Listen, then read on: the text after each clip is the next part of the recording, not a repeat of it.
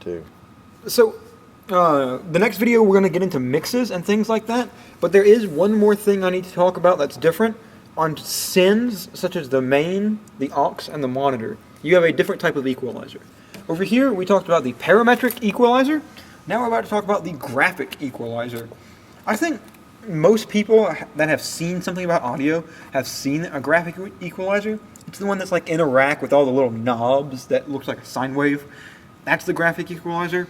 And just to be clear how we got to this screen, Yep. we had to select mains. Yeah, well, you could also select subs.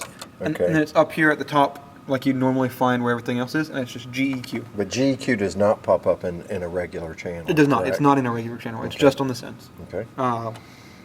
The GEQ doesn't need to be used much on the mains in this room, because this room is a very nice room. It sounds wonderful.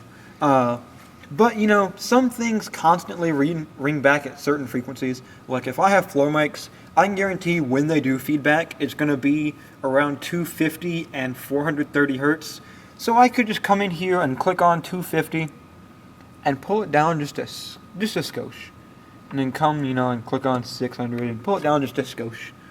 Just to tune the room a little bit. You don't have to do it. You don't really have to do it here. But this is just an option.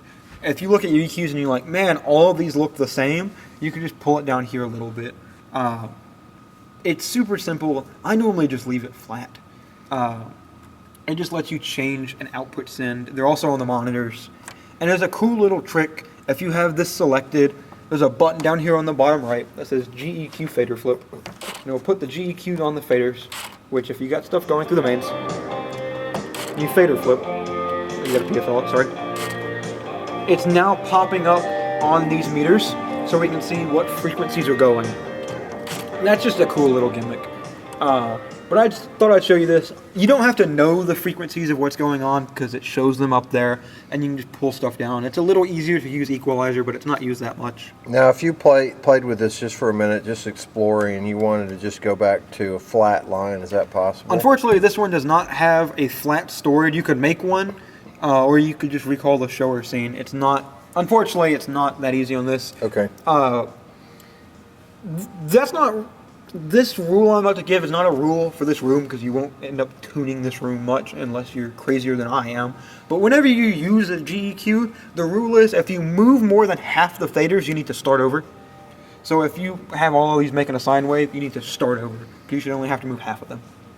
And that's really the GEQ. I thought I'd just go over it for a second. Thank you.